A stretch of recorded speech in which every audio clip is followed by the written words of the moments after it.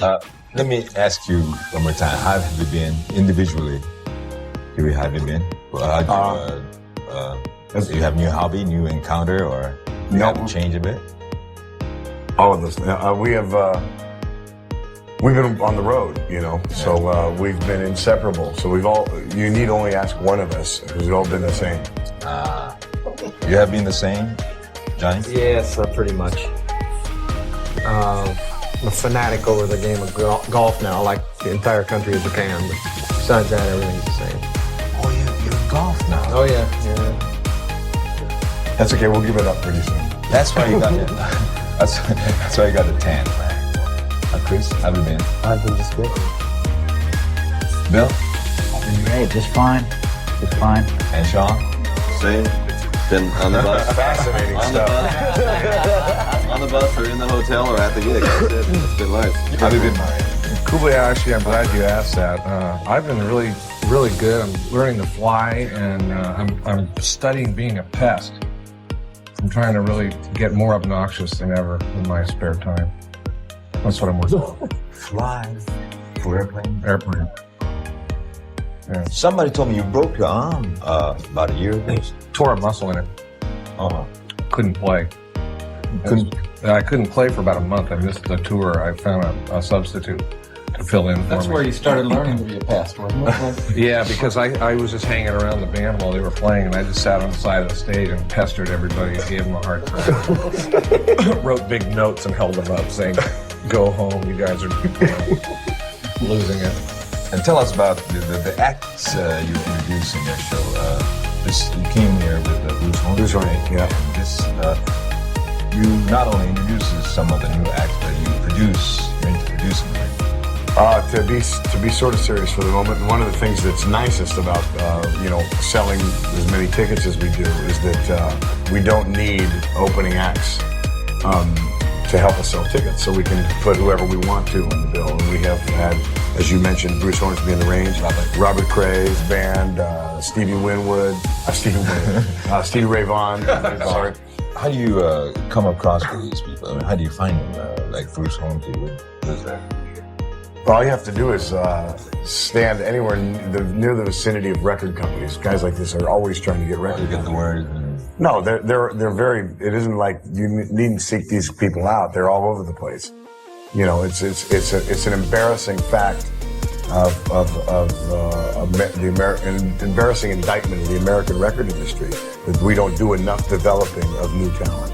There are lots of new talented bands who are struggling to make it, and all they need is a break, and it's very hard. The industry is geared to, keeping the same sort of status quo, and it's very hard. It's not geared enough, I think, to developing new.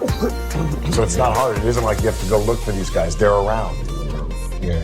No, I mean, looking back, your career, you feel like you have accomplished something, anything you want to accomplish as a band, as a person?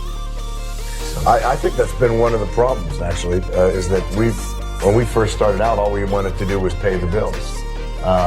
First thing we wanted to do was get a record contract, which is, I think, the hardest and certainly the first step that any American band has to do is to get a record deal. And the record industry is not geared, as I said, to develop new talent. So after we'd done that, now we had to set our goals on a hit record, which we got. And then we had to... And since that time, we've really just sort of achieved everything that there is to be achieved. I think because we're really a hometown band. In the same way we started as friends first, like you two. We're all from the same town. We grew up together essentially, and it was we said, well, who's going to play guitar? Well, let's get Chris because he lives down the street, and that was our sort of raison d'etre. And so we insisted, since we had started the band conceptually that way, we insisted on having control.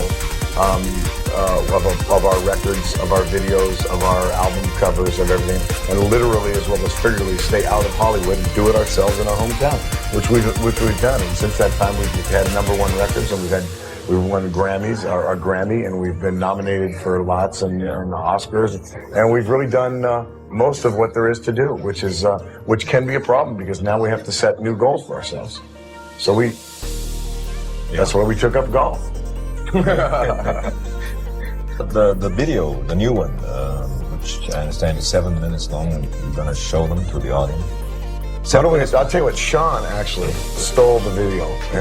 He stars in the video as Igor. It's a takeoff of Frankenstein in the castle, and Sean best explained it because he really was starring. It's his piece. Oh, that was accidental, really. It's a takeoff mainly on Bride of Frankenstein, and everyone plays more than one character. The band, we all play ourselves as band members.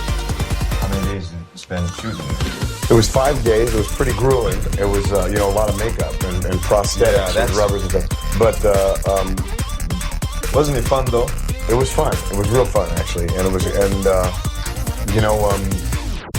hopefully it's funny, because as I said earlier, when Jeff Stein actually had the concept, the director, who's done a lot of great videos. Cars. You Might Think, and he did Alice in Wonderland and Tom Petty's thing.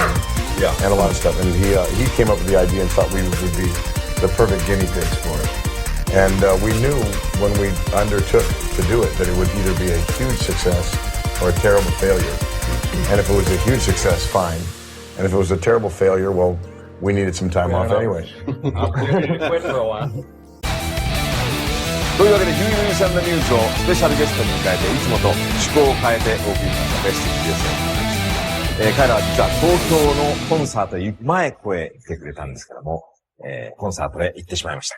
今まで彼らにとって、一番長かったワールドツアー、ほぼ終わりということで、その後は約4ヶ月間休むということ